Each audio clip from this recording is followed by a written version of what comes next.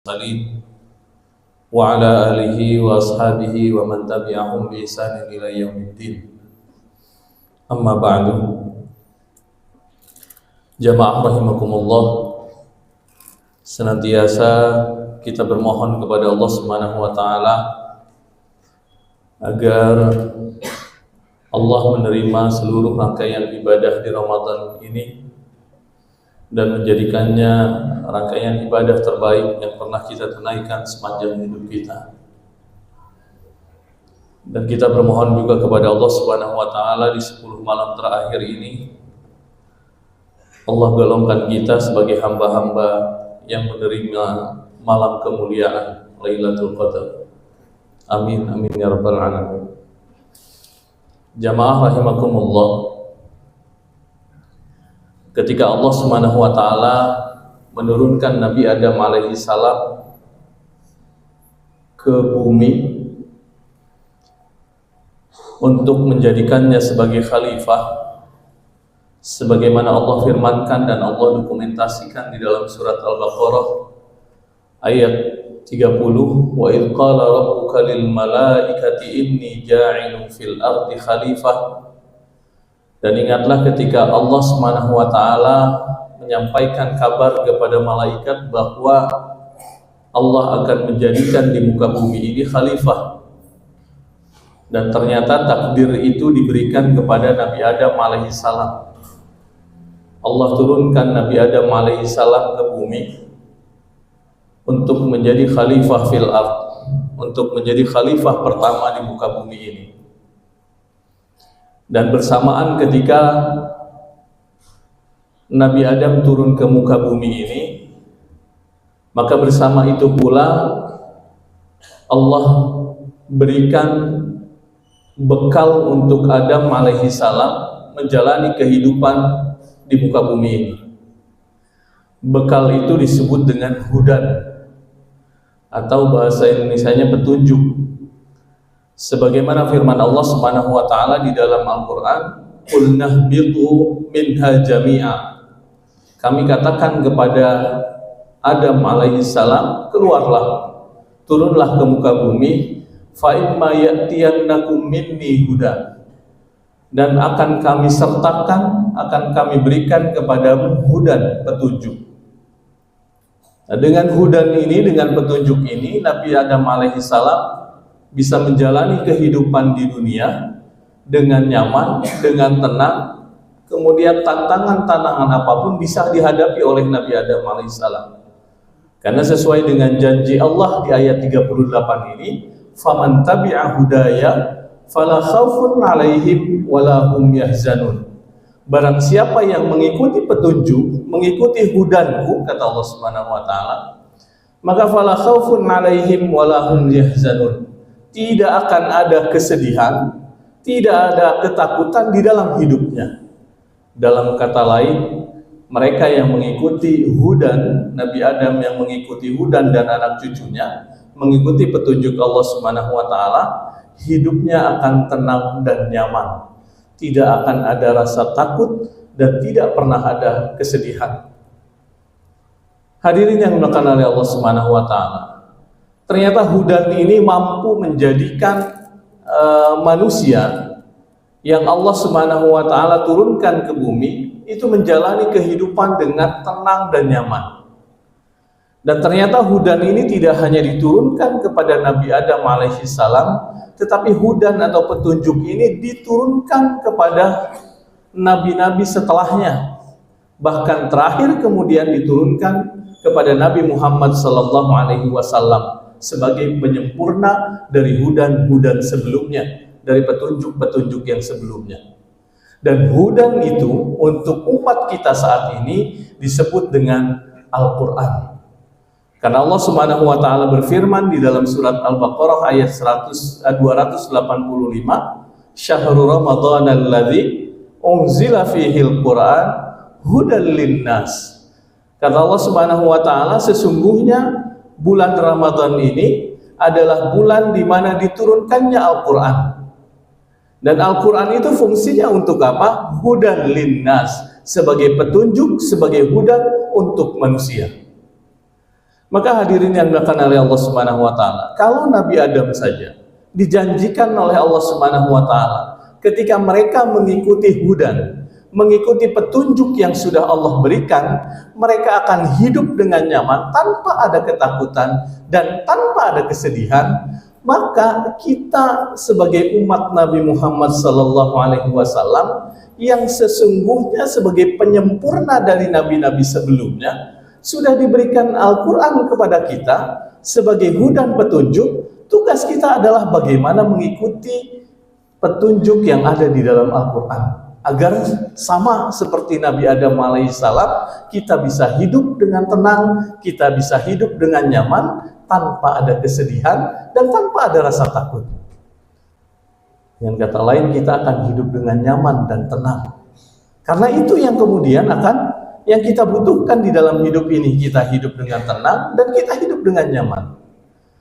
Maka Al-Quran yang diturunkan oleh Allah Subhanahu wa taala fungsinya tidak hanya untuk lil qiraah.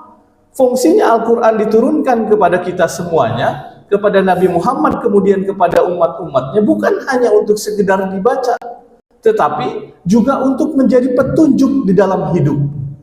Sehingga permasalahan apapun yang terjadi di dalam hidup kita, rujukannya bukan kepada kitab-kitab yang lain, tetapi rujukannya adalah kepada Al-Quran. Kalau kita hanya mencari solusi dari permasalahan hidup kita, carilah petunjuknya di dalam Al-Quran. Karena di dalam Al-Quran, semua solusi dari permasalahan hidup sudah dijelaskan oleh Allah Subhanahu wa taala. Dan itu benar-benar Allah Subhanahu wa taala menjadikannya petunjuk untuk kita semuanya. Nah, solusinya memang kita harus yakin bahwa memang Al-Quran itu benar-benar bisa menjadi petunjuk untuk kita. Contoh misalnya, hadirin yang dimuliakan oleh Allah Subhanahu wa taala, yang paling umum adalah masalah rizki, masalah pendapatan, masalah rizki yang ada. Permasalahan yang sering kita temui adalah masalah rizki di dalam hidup kita. Allah Subhanahu wa taala dengan jelas-jelas menyampaikan di dalam surat Al-A'raf ayat 96, walau anna ahlal qura amanu wattaqau lafatahna alaihim barakatim minas sama'i wal ardh. Kata Allah Subhanahu wa taala, seandainya penduduk negeri ini adalah kita semuanya. Karena kita tinggal di dalam sebuah negeri yang disebut dengan Indonesia.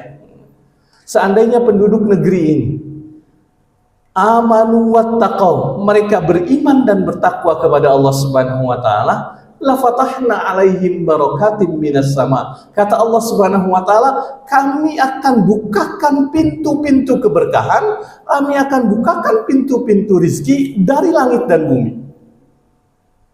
Itu luar biasa Allah Subhanahu wa taala. Bahkan sebagian ulama tafsir ketika menafsirkan ini, lihat bahasa yang Allah sampaikan ketika ingin menyampaikan membukakan pintu, Allah katakan dengan la fatahna, kami akan langsung bukakan. Allah tidak menggunakan fatahna saja, tetapi Allah sertakan huruf lam di situ sebagai bentuk bahwa penjelasan kepada manusia bahwa mereka-mereka yang beriman dan bertakwa, Allah akan langsung bukakan pintu-pintu rizki dari langit dan bumi. Maka ini perlu keyakinan untuk memahami ayat ini. Bahkan seorang Imam Syafi'i dan Imam Malik, guru dan murid saja, mereka harus berdebat untuk permasalahan ayat ini. Imam Malik itu adalah gurunya Imam Syafi'i. Imam Syafi'i itu ketika kemudian memahami ayat ini, menyampaikan kepada gurunya Imam Malik.